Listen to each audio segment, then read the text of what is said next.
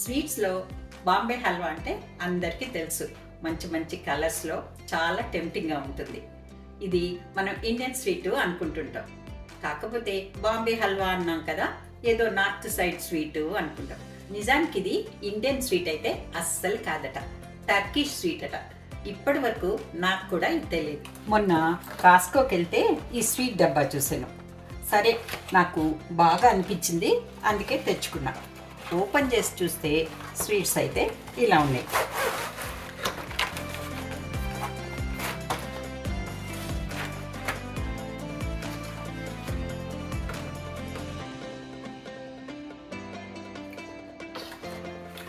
ఇవి చూసి కాస్త తింటే నాకు అచ్చం మన బాంబే హల్వా లాగా, ఇండియన్ స్వీట్స్ లాగా అనిపించాయి. అదే మాట నేను మా పిల్లలతో కూడా అన్నాను. ఇదండి, ఇవైతే 2 వెరైటీస్ ఉన్నాయి.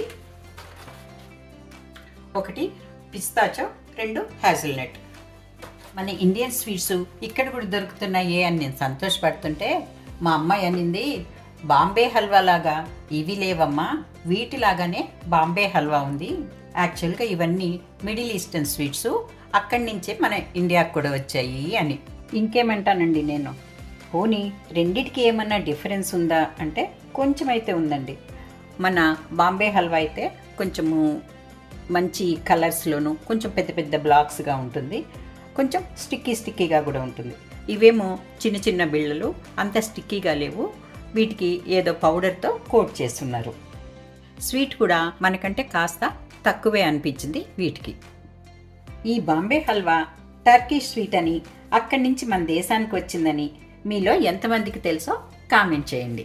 ఇంతకీ దీన్ని బట్టి మీకేమర్థమైంది?